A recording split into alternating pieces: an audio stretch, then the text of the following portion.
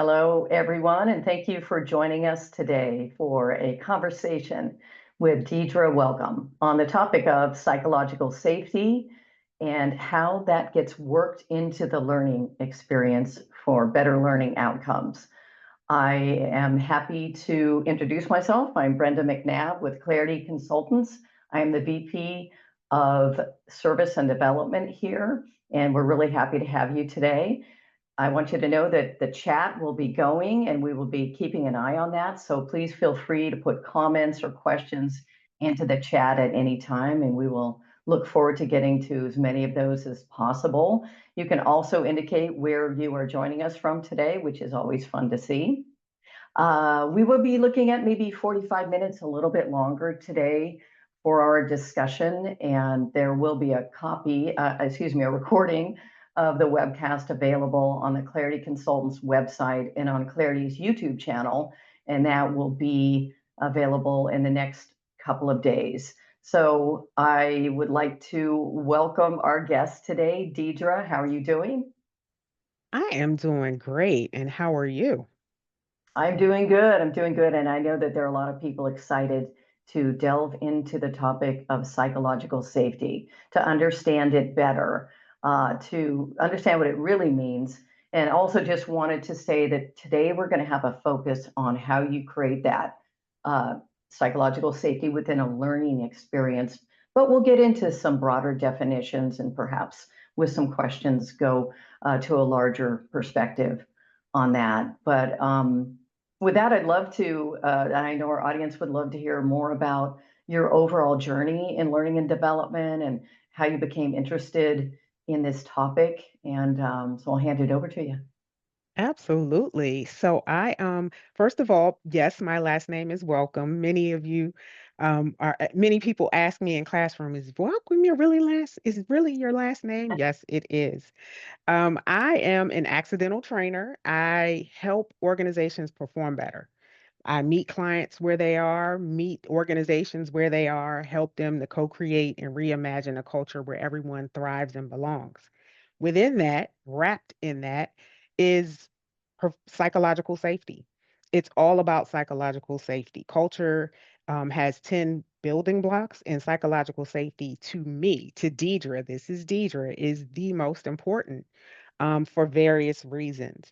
And so I have been doing psychological safety. I have been that proponent, the advocate, the champion, probably from birth. I'm that person that never wants anyone to feel isolated or be alone. I think it's the only child syndrome. I'm not sure, but I am that person that invites people in no matter where they are. So it is who I am and how I live. Fantastic. Thank you for that overview. I know you have a few slides. We aren't going to have too many slides today, but I'll let you go ahead and delve into that, and we'll see where that takes us. All right. Just want to set the context a bit. Um, I know many of you are wondering, was there a typo in the title of this particular webcast? And no, it was on purpose. It was deliberate. So you see the word soft scratched out, or we took it out. And let me explain to you why. Those of you who are in learning and development know that soft skills are really the hard skills. And that is what propels learners to success.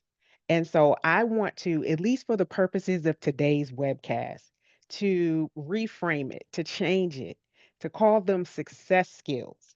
And if you're with me, type in the chat success. And yes, it will be interactive. I have two monitors, so I am monitoring the chat here and doing quite a bit in the background, but you all understand what happens in the learning environment. So type in chat if you are with me. If we're talking success, yes, I see it.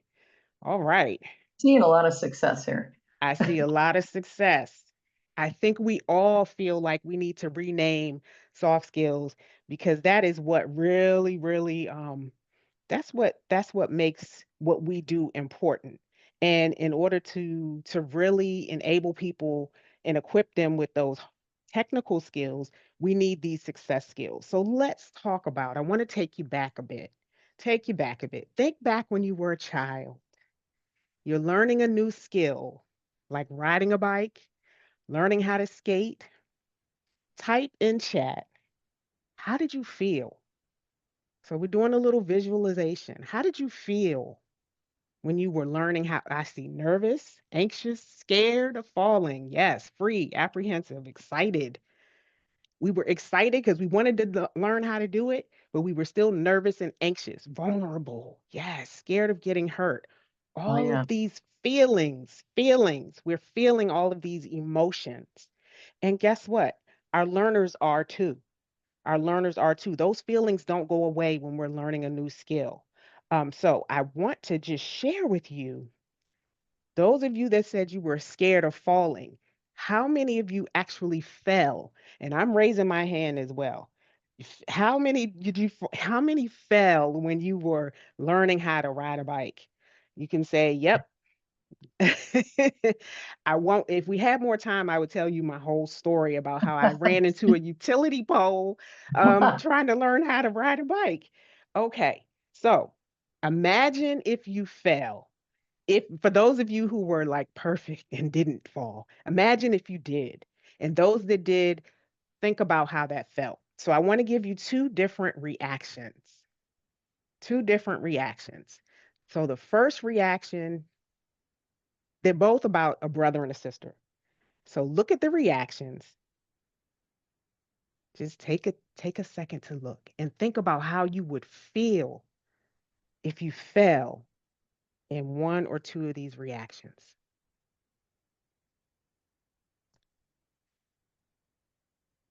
All right.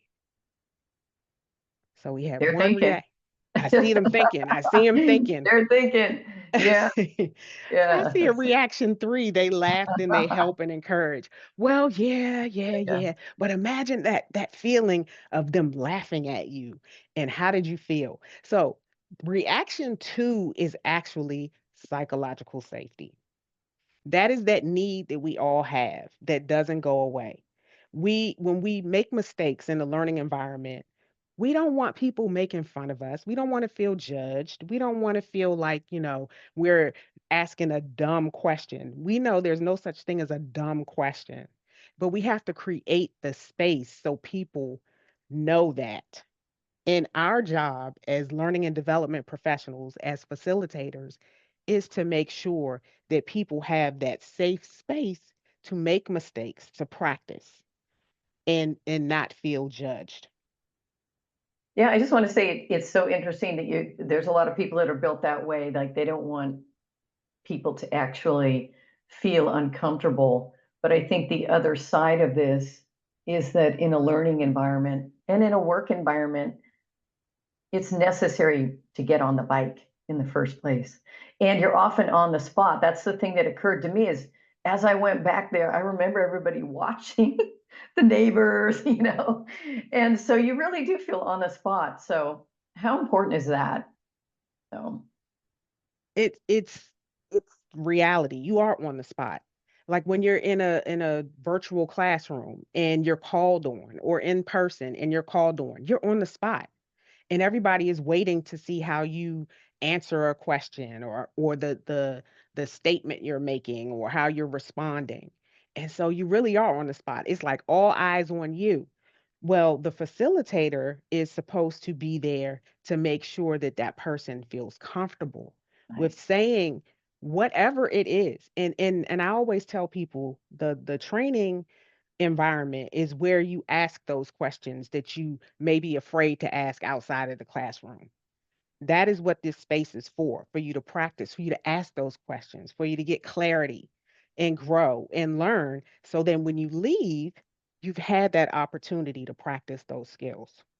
Yeah, and I know that there's a lot of people uh, very interested in hearing how you create that kind of an environment because everybody's coming in with a lot of, you know, with certain proclivities and with certain experiences and all of that. So Absolutely. Going back to, and I'm going to move off this slide in a second, yeah, but going back to the when you were learning a new skill, whatever the reaction was when you were learning that skill, you carry that with you. That becomes part of your lived Mhm. experience.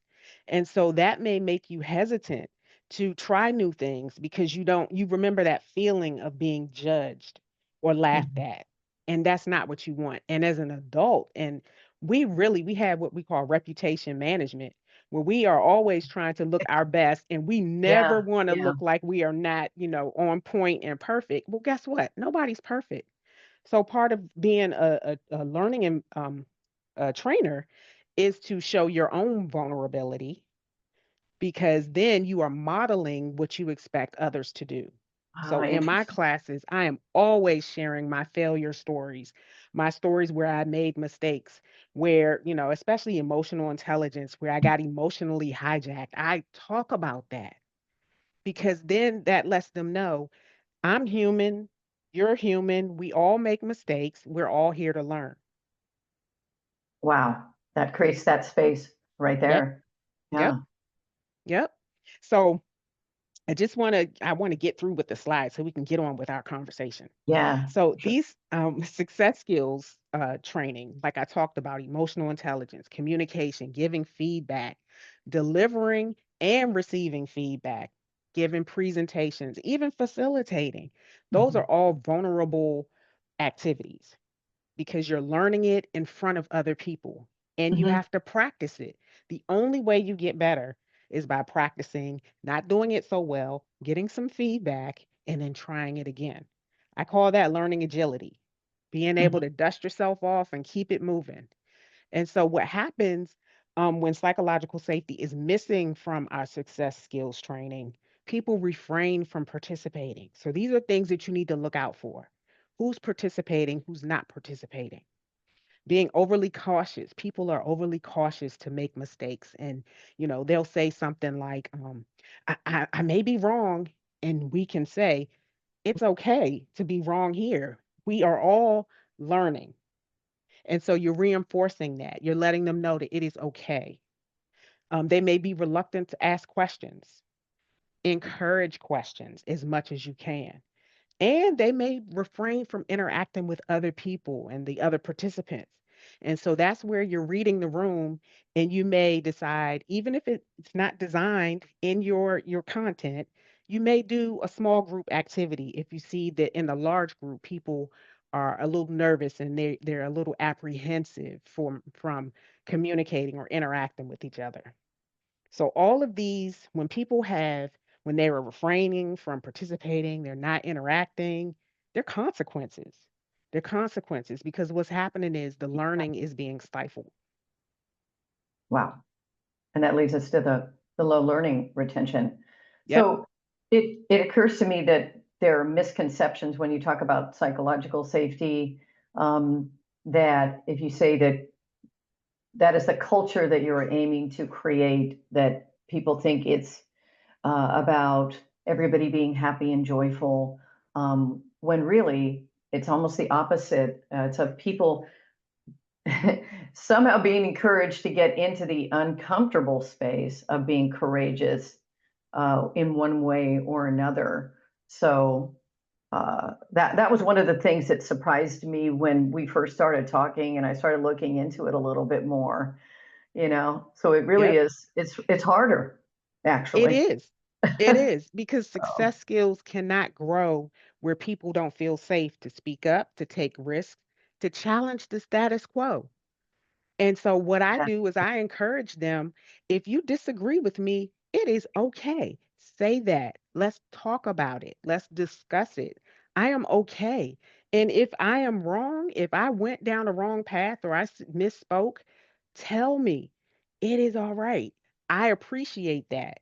And so I'm constantly modeling a safe space for them. I want them to see that I am vulnerable too, but I am willing to learn and grow with them. And yeah. that's the type of environment that where people feel comfortable to learn and grow.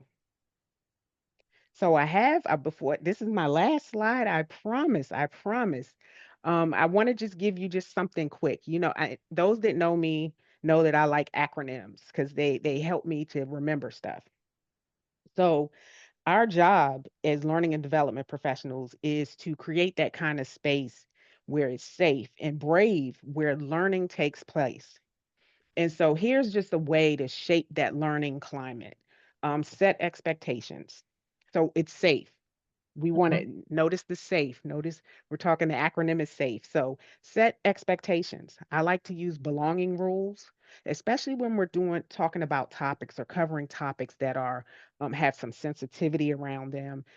Let them know that everybody's voice is welcome and appreciated. Say what you mean, but don't say it mean. Those are just a few of those belonging rules that I share with them up front. I don't even call them ground rules, I call them belonging rules. Sometimes, depending on where I am and where I have to facilitate, I may call them our rules of engagement. And this is how Mhm. we're going to conduct ourselves. Acknowledge emotions. Let people know it's okay. We are all emotional beings. Anyone that tells you leave your emotions outside the door, that is incorrect. We are one person and they're going to come with us and they come with us in the classroom. So we have to acknowledge them and then we have to let them know it's okay. I even will, depending on what's happening, if you've had someone get really emotional in a classroom during a break, or if I'm co facilitating, I'll send them a private message and I'll just check in on them to make sure they're okay. And then the F, facilitate inclusively. That means giving space for everyone to contribute. We've all had those classes where people over participate. Sometimes we have to say, you bring up a lot of really great points. Let's hear from some others who haven't had a chance to share. Or you may create a poll on the fly so that people can anonymously share and feel included in being able to contribute. And then encourage risk taking. I've already shared how I model vulnerability. I let people know that it's okay to be vulnerable. When people are vulnerable in the training, I acknowledge it. I celebrate it. I appreciate it. Thank you for sharing that. I know it wasn't easy. Letting them know that it is encouraged. So that is it for my slides. And let's jump into our conversation.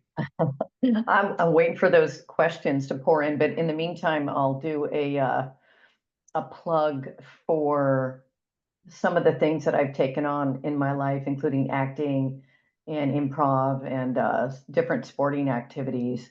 And it seems like every 7 or 8 years, I become really excited about a new skill set.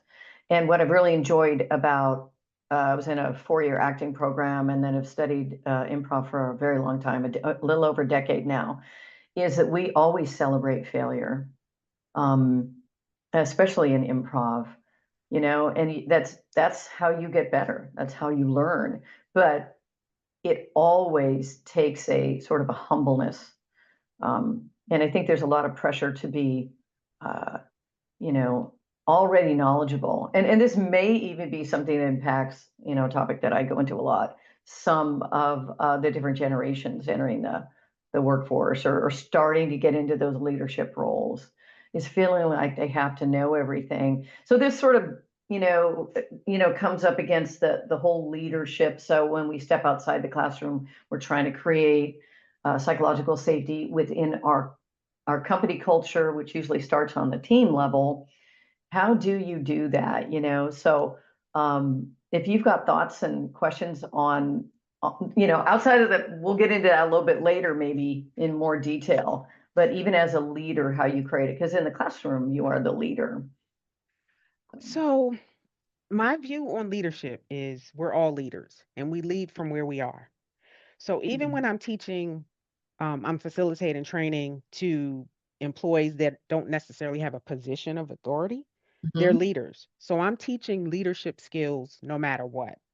Right. Um, and one of the myths, so when I'm teaching this topic for like a workshop, we go through the myths. One of the myths is um, psychological safety is created by leaders. Well, the culture is the people. So we all create psychological safety. Psychological safety is a group dynamic. It's not one on one. Now, Uh-huh. leaders have influence. If you have a position of authority, you can influence psychological safety. but it is created by the group. Also, you also mentioned that there's this misconception that psychological safety is about all of us always getting along and everybody just being able to say whatever they want and everything is good. No, it is about being comfortable to have that passionate debate and conflict, productive Hmm. conflict that's on the issue, not the people. So in a Yeah. classroom, I encourage dissenting views. I encourage that. And I also make sure that people keep it on the issue and don't make it personal. So I think our chat is like lighting up. So I don't know, Brenda, if you want me to Yeah. address Yeah. one of the Yeah. If you say, questions or I would love it if you pick the first one, Karen. Let me jump in. okay. So I see Lynn said, do you share the model with the learners? No. Um, I don't necessarily share it with them with the learners. They see it in what I do. Hmm. So when I'm now, if I'm doing a train the trainer and I'm teaching others to facilitate, I share that with them and I let them know I'm modeling it, but then I say, this is how I am creating safety. This is how I am making sure that everyone is included. But when I'm facilitating, no, I don't just point out the model, but I'm doing it. It is designed into my program. So psychological safety doesn't just happen by accident, you design it. That's why we have instructional designers. We put it in the content. We have breakout rooms, not just because we want to break it up, it's because we want to give people safe space to have those smaller group conversations if they're not comfortable in a large group. We let people know that when you come back from your breakout, make sure you identify a spokesperson who is going to share so that they have time to process that and it's not just put on the spot, which we talked about. So Creating it's that framework. yep, Even it's for designed. technical training, like I'm thinking, yeah, that I guess you'd have to be more clever with It depends because I've also designed, I used to work at Federal Aviation Administration in aviation security, and we did national security training and we made it fun. We made it where you can make mistakes. We had humor. But we learned. So I kind of tricked them into learning because they had to pass a test in order to do their job. And but they were learning all the parts of how to manage their account. And but it was still based on giving them space to make mistakes and ask questions, challenge, well, that's not how we do it on this, in this organization or on this team. And then let's talk about it. So this is where your coaching skills come in as well, asking those powerful questions. That's another way to create safety is to ask questions. You're asking more than you're telling. I love that. And it looks like we have a question here. Yeah, well, there was one on sharing feedback with leadership. So interesting, sort of timidly put there. So No, is this the how's the best way? Yeah, but so let's see. Speaking of feedback, what's the best way to share feedback with the leadership? Those in positions higher than you, it's still for, oh, wow. So this is where your managing up skills have to come in. And your goal is always to make the person look good. So and it's not being manipulative. When they shine, we all shine. So we ask questions. So if we go down this path, what are the possible consequences? And you help them to discover the answer, but we're all kind of co creating. You also have to really assess the relationship that you have with those leaders. Some leaders, how they prefer you to communicate with them is direct. So you can challenge them and it's direct. Others, you may have to ask more questions. So you really have to assess the situation, use emotional intelligence where you are understanding, where people are coming from, what they're feeling, how they react. So there's a whole dance that goes with that when you are practicing psychological safety. But like I said, it's about the people. So if the team practices psychological safety, then you have a space where you can make those comments and ask those questions. Fascinating. Yeah, Yeah. it really is. I can like geek out on this. Um, Yeah. so let's see. Would you say that safe learning is more about affective domain learning than cognitive or psycho? I think safe learning is for any learning. The only way you're going to get better at something is to practice and possibly make mistakes, learn from those mistakes, and continuously improve, whether it's in the cognitive domain or in the psychomotor domain. If you're doing hands on skills, it's the same principle. You have to give people the opportunity to make mistakes and learn from their mistakes. It occurs to me that, our early experiences in this area, in college classrooms, for example, can dictate the trajectory of our life and how we show up professionally. So I just wonder at the higher ed level, and you may have some insight into this or others watching today, it's almost like it should be a separate course or you know, Well, I have my personal views on our educational system, yeah. and I think that it should be more experiential and less lecture based because we've we've all, whether it was high school or college, you've had someone talking to you, presenting to you, sage on the stage. They're just dumping all of their knowledge on you and hope that something sticks. Well, that's Mhm, not what we want to create. We want people to actually learn. So, in order to do that, they have to be a part of the learning experience and not have it done to them. mhm. Very Yeah. interesting. Yeah. Oh, Is coaching there another? skills. Oh, coaching Ooh, is in our vernacular in a big way these days. it is. So, Absorb that much. did I Yeah, miss something? Oh, asking those powerful questions. Oh, absolutely. yeah, One of the reasons why I went through a coaching certification yeah. um, was not necessarily to be a certified ICF coach, but it was to learn the skills that I use in group facilitation. And I Ah, use my coaching skills. I do have individual coaching, but I use those skills in all of the workshops that I facilitate. All oh, right. that's a So good let's see. Is a question. powerful way to let them know, lead your own learning. Lived experiences are valuable. Absolutely. One of the belonging rules is allowing people to share their lived experiences. Their Mhm, their experience is their reality, and we have to meet them where they are. And then we find ways to broaden our own cultural awareness around, wow, I didn't know that. You don't know what you don't know. If you haven't lived it, you may not know it, but you can't negate someone else's experience because that's their experience. And a facilitator has to be able to intercede when someone is stepping on someone else's lived experience. And that absolutely. take yeah.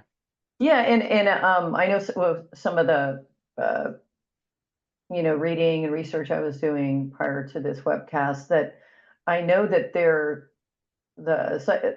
culture of psychological safety can vary vastly within different groups within the same company, even if the company professes having general psychological safety, or that's a main thing that they're driving at. And then even within those groups, there are certain differences between gender and other, as you say, life experiences and other groups. So it is still something that seems like it needs to be addressed on an individual basis or through cohort building. And I know that Clarity has been involved with supporting learning and the experiences of different cohorts that are going through programs to perhaps be leaders in large companies. And we've had some really wonderful experiences helping to create the confidence, the to compensate for what the different learning life experiences might be for those groups. So it's been really exciting past several years for sure. I'm sure. When you do cohort based learning, each cohort has their own subculture. And if you're the facilitator, you have to be able to adjust depending on what's Yeah. going on. I've I have designed, developed, and implemented like leadership programs for CEO all the way down to the first level supervisors. And and it was 6 cohorts, and they all had different cultures. Some of them, you don't have to even ask them a question. They are just going to tell you everything. They're Mhm. direct. Others are more hesitant, where they didn't even want to do a 360 assessment because I already know what people think about me. And that is a Wow. sign that you probably have low levels of psychological safety, because people, they may or may not tell you how they really feel. So you're making an assumption because you are afraid of receiving the feedback. So somewhere along the line, you have had low levels of psychological safety, and you are projecting that on your team. It gets really deep. Yeah, absolutely. And as you're talking, I'm thinking it's like psychological courage leads to psychological safety, or there is such an inner relationship of that. And I'm thinking about, I don't know, it just flew into my mind, probably because I saw the movie recently, To Sir with Love, and which I thought was like a really is sort of a fascinating thing, because he was in a completely different environment, cohort, if you will. And so it's sort of the ongoing story of being human, right? We can talk about AI and all this technical stuff, but when it comes down to it, if we want to have effective learning, effective teams, productive teams, and organizations, that this is really the variable that becomes so important. And I just wanted to, some people might know there was Project Aristotle that Google did, that I know is something that everybody looks at. And it did really show that the number one indicator of team productivity and success was this psychological safety variable. And just to, I always talk about my year at Google. I mean, it somehow comes across my mind. I mean, I'm sitting here in Silicon Valley. I could throw a tennis ball and hit three people that work for Meta, Google, or Apple, or whatever from my front porch here. But I remember it at Google. It if you were at a table, you would have senior VPs and a certain people. You didn't know who was who half the time. But if you didn't say anything, whether it was smart or an idea that people dismissed, and then you were just taking up space. So that's just an example. I remember how the courage that it took in that environment where I was at. So I'm sure. yeah. You mentioned Project Aristotle. I teach that in my classes because that's actually how I open those sessions. I ask them, what is the number Interesting. one predictor of high performing teams? And that's how it stays on the screen, and then that's how we start. So we are on the same page. You have to have that safe space to so inclusion. I remember being a college student going into the organization in the government, and the director, the head, the associate administrator, um, knew me by name. So imagine how that feels. Wow. And he always welcomed us in, because there was inclusion safety. So inclusion safety is, there is no prerequisite. It's just because you're human, you are included. Yeah, I see And you. yep, I see you. And you're welcomed, because sometimes you have teams where there's some initiation, and in order to be included, you have to pass that. That's a low level of psychological safety. And so Yeah. you have to know that. A couple other Yeah, movies are coming to mind I now that you talk know, about. I know. But it brings up the topic of the language we use around failure, and the concept that if something failed or didn't work out, and looking at it more as like a learning opportunity.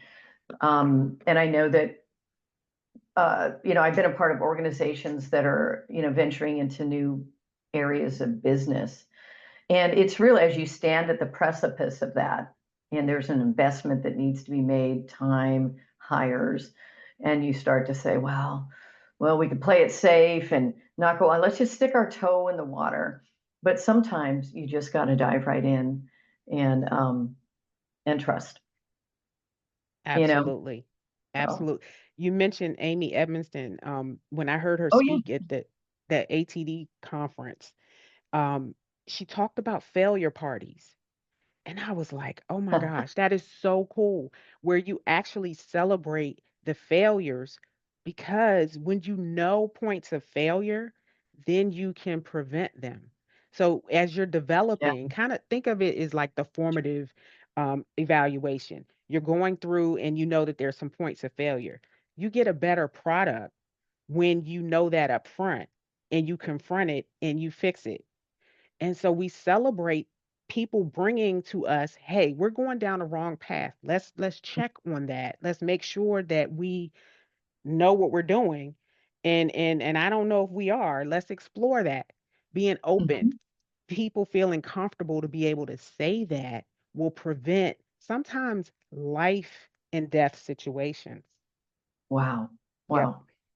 That's the, and the other thing is if we talk about the iterative process with anything that we do, that we are approaching from a business concept, like, not giving up, even amongst an epic fail, as they say, have to keep Yep. going, have to keep trying to perfect, and have to keep putting your ideas out there. And well, Absolutely. And owning it. Leaders can yeah. model, like I said, leaders are is everyone modeling that, oh, I really goofed, or our team, we really missed that deadline. Okay, what did we learn from that? So having that after action review, what did we learn? What worked? What didn't work? What can we do better the next time? Making sure that you are intentional with that is important, because just failing. So another myth is psychological safety is that means you don't care about the quality. And that is not true. It means that we want to have the best quality. We're not lowering performance standards. They're still there, but we need to learn from when we are not performing at our best. And that's how we get better. Well, and the antithesis of that is when people don't speak up before you start, taking that particular trail. And I see this a lot. I see people apologizing, saying things like, you know, I don't want to be Debbie Downer, but if we go in that direction, it looks like, the map, it looks like we're going to fall off a cliff or something like that. That's another side of it too, that people don't talk at the beginning of an endeavor. But I always appreciate the people who are sort of the risk managers here at Clarity and say, it sounds like a great idea. Everybody's happy about it, but we should be looking at this too. So that's another form of psychological safety, right? Because everybody's all happy. We're going to have this big party. And then it's like, well, wah, wah, So, Well, when you have high levels of psychological safety, we don't look at it as, oh boy, here she goes. We look at it as, oh, tell me more. I yeah. want to hear more about it. So when I'm teaching it, we look at what does it look like on a team when there's high and low levels of psychological safety. Because it's not enough to talk about it. A lot of our training is just talking, telling Mhm. concepts and but no, what does it look like? That's one of my Yeah. favorite questions. What does that look like? Yeah. Because then we can really see how it's demonstrated and what it looks like. And as a trainer, as a facilitator, you need to be able to read the room, whether it's virtual or in person, and know what it looks like. When I know that this person felt shut down, then I give them space to speak up. You have to pay attention. So you're active listening. All those success skills are necessary for effective training. And we have a lot of questions. So I don't even know where to begin. Yeah, we should get back to yeah, I was going to have plenty, Right. but let's answer some of these. Let, so what about what do you find differences in psychological safety within different generations now in the workforce? Um, no. What I Interesting. notice is individual, Yeah. because different generations have different lived experiences, but even within a generation, there's a different lived experience. And if I go back to riding that bike, Depending on how your lived experiences were, is how you react to the organization, how you um, demonstrate psychological safety, how you are more in tune to it, how you create it.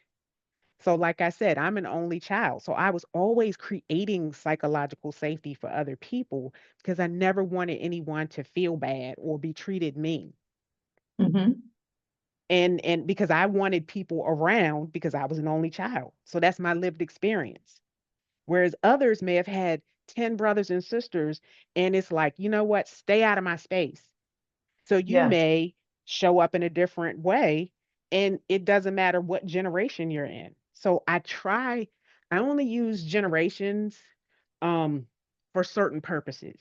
When we're talking about psychological safety, I try not to make a distinction because it just is a part of the culture. Nice. Nice. What else do we have here? So let's see. Ooh, what role does positive social pressure play in fostering a learning environment? Positive social pressure play in fostering a learning. I wish I, okay, positive social pressure. What, let's unpack that Yeah, because it Joe. can, Yeah. um, I'm Hi, Joe, by the thinking, way. yeah, thank you, Joe, for making making me think.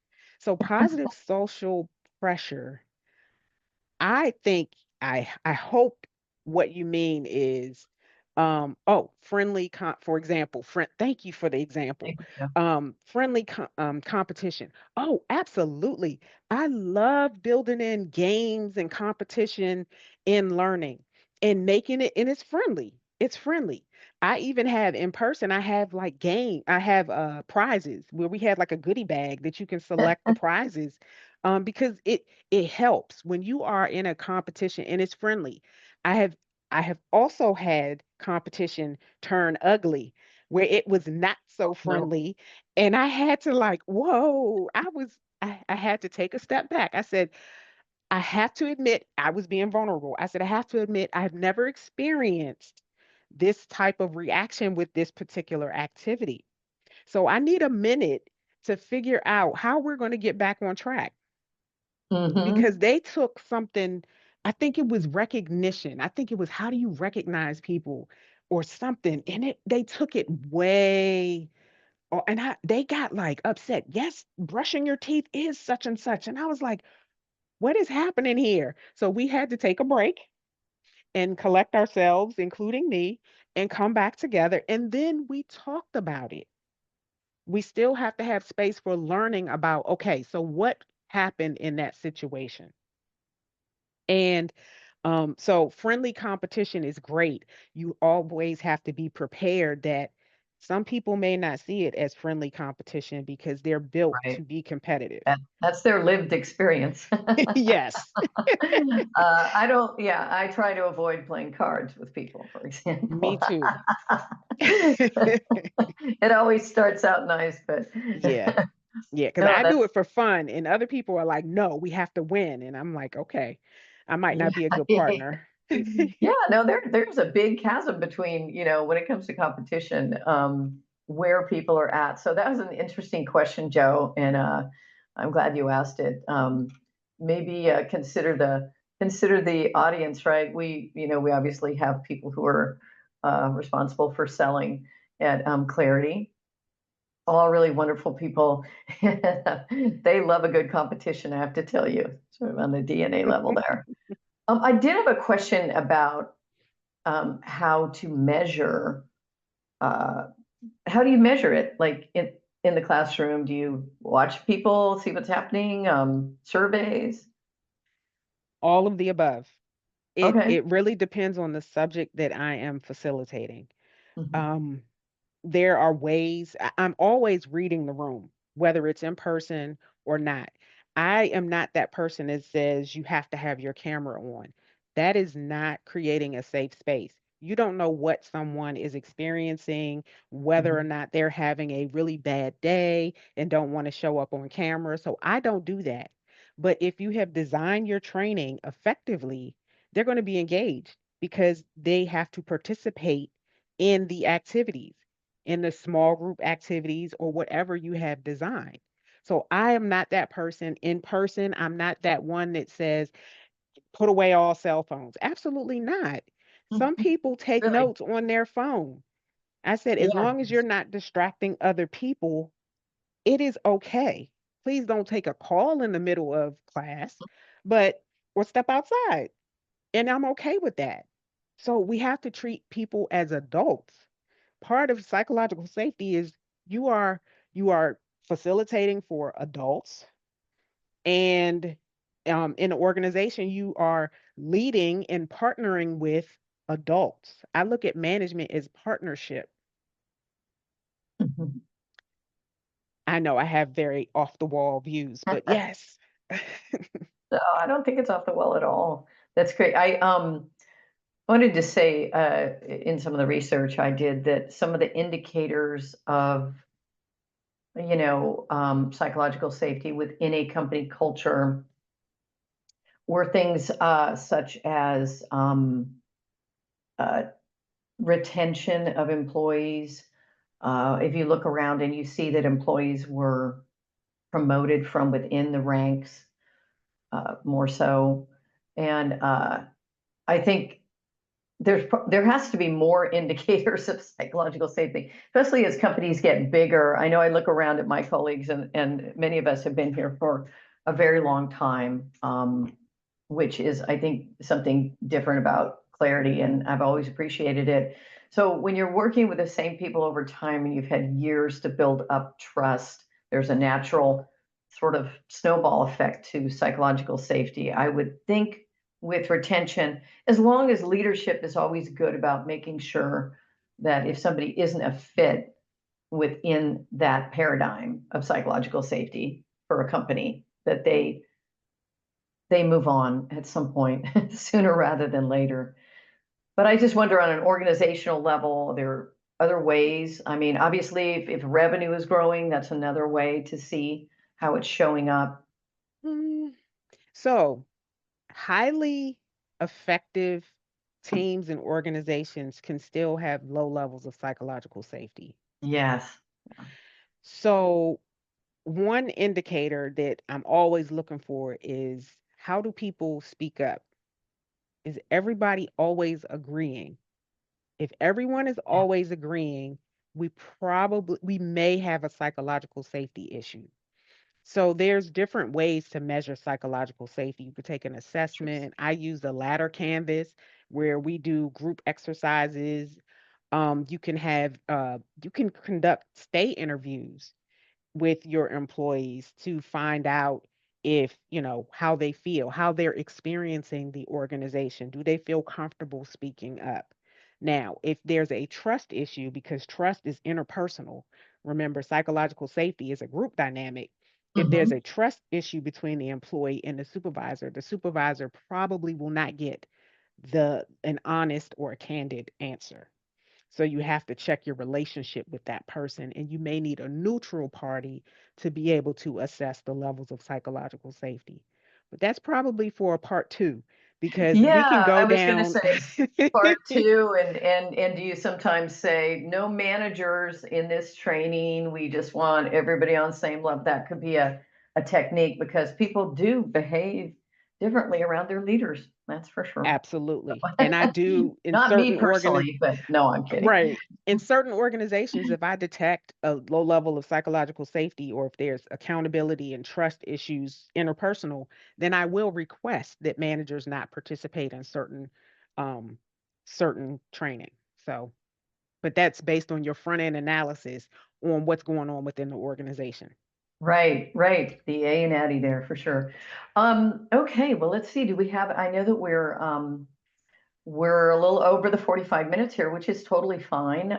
Just maybe grab a couple questions here. We got a pretty lively chat going on. Thank you, everyone, for all your thoughtful questions and comments. So great. Absolutely. I'll take, do I have time for one more from Robert? Absolutely, yeah. A couple more Okay. if you like. All Whatever right. you like, Deidre. So let's see. Would you say that some of the earliest safe learning was performing in high stakes organizations such as flight training, military scenarios, where the situations do not give a second chance. That kind of learning. So, oh, wow. So, that So, type of training requires simulations, and your practice is different. Your practice, so you have to design it for where there's real life consequences in the training. And then you really, really have to hone in on what happened and creating what went wrong.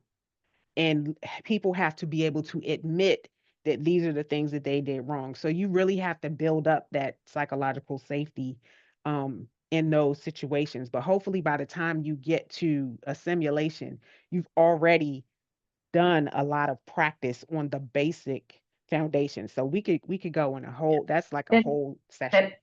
and I think he's sort of asking the question like, was that the sort of the dawn of psychological safety, Oh, thank you, around that Brenda. kind of training? Yeah, no, it's a long question. Actually, So I know. Actually, yes. To your question, yes. Psychological safety started, and I did not look at the dates. I'm horrible with numbers, but it started with like environmental safety and health, and they realized that okay, there's some physical aspects to this, but there's also some mental aspects to this and what's going on behind the scenes. So it evolved to that.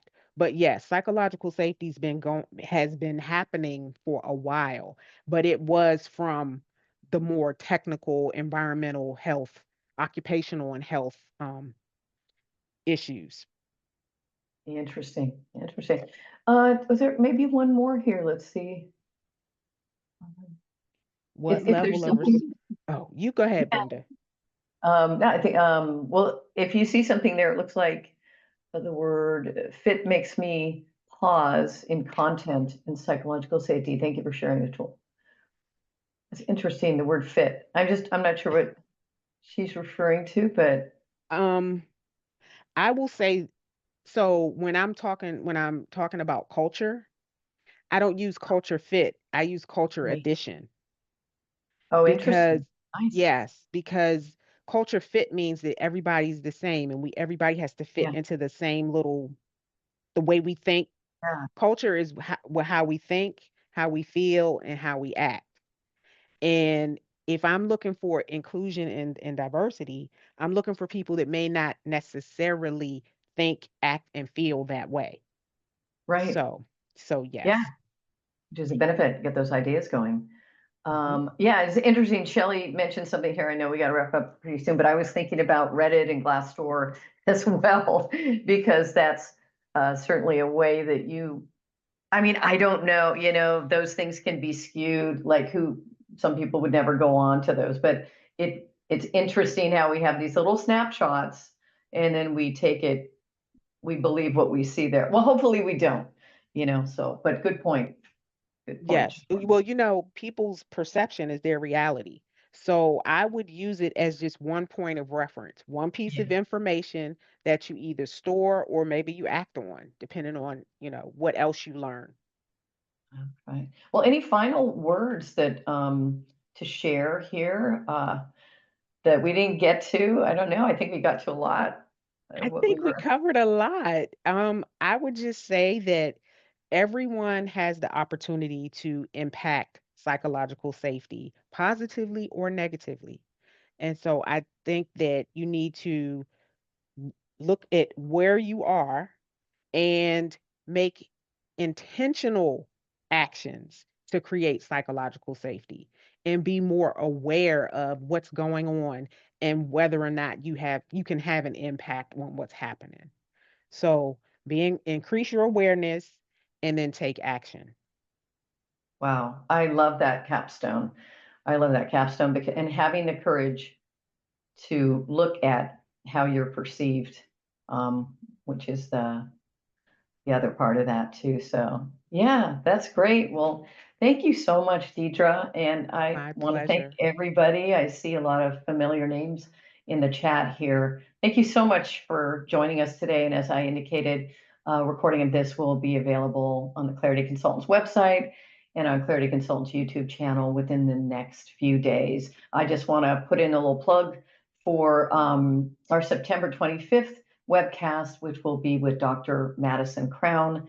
We are going to look into conscious leadership as a topic there and get into a lot of really deep areas within that topic area. So thank you again, Deidre. Thank you, everyone. Hope you have a wonderful rest of your week.